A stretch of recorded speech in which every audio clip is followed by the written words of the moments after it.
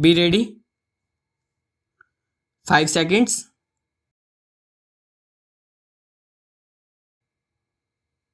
Start. The learned counsel appearing for the defendant non-applicant while referring to clause 4 of the agreement dated 17th June 1999 between the plaintiff and NRDC contended that the said clause specifically stipulated and protected the defendant. This clause fairly stated that notwithstanding anything contained in this agreement, the exclusive right of the licensee for 7 years as specified above shall not in any way restrict the rights of the defendant to continue to manufacture and utilize the invention licensed earlier to it as per agreement of 31st July 1972. This protection has not been disturbed by subsequent agreements. As such, the plaintiff has no cause of action to amend the plaint. There is no doubt that the plaintiff is enlarging the scope of the suit by making the trade amendments. The plaintiff works to add necessary facts and praise for a larger relief than it had prayed in the original plaint relatable to and based upon the contents of the agreement dated 31st August 2004 executed between the plaintiff and NRDC, which admittedly has been executed much after the institution of the present suit. The agreement is relating to assigning all rights in engineering drawings, designs, technology, technical know-how, technical knowledge and information in regard to the manufacturing and production of the tractors, which according to the plaintiff even includes 20 HP tractors which so far being produced under a protected clause by the defendant.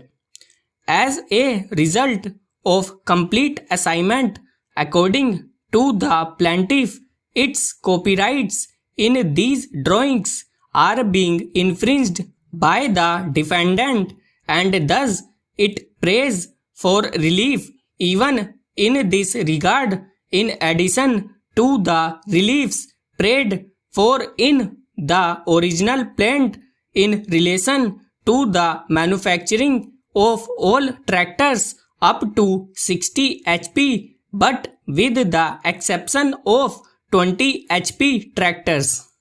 In my view, the plaintiff is enlarging the scope of the suit by primarily on the same cause of action which had been pleaded by it in the original plaint. Thus, it is a case of prayer for additional relief on additional facts within the ambit and scope of the original plaint, and plaintiff is certainly not changing the entire gamut and scope of the original suit. The plaintiff is not taking the defendant by a surprise to an extent that the plaintiff could be denied the relief of amendment at this initial stage of the proceedings. As already noticed, even the issues have not been framed in the present case. It will neither be just nor fair to compel he plaintiff to file fresh litigation on the basis of the agreement of assignment dated 13th August 2004 which in turn is consequence of the agreement between the same parties dated 17th June 1999 and 3rd May 2001. The multiplicity of litigation should be avoided and the parties should be permitted to amend their pleadings is a settled canon of civil court.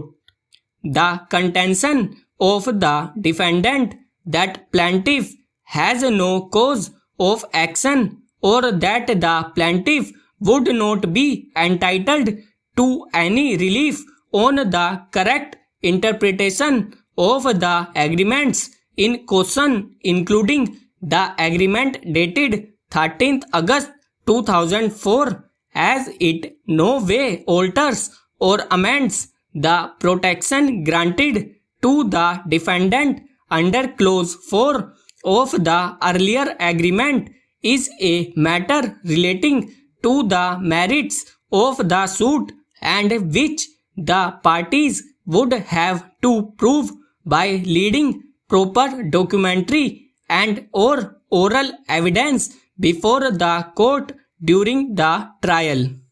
The court, while dealing with the application for amendment, would normally not comment upon or decide the merits of the controversy of the suit, particularly when the amendment prayed for is merely asking for an additional relief within the permissible ambit and scope of the original plaint by mentioning certain additional and subsequent facts to the institution of the suit.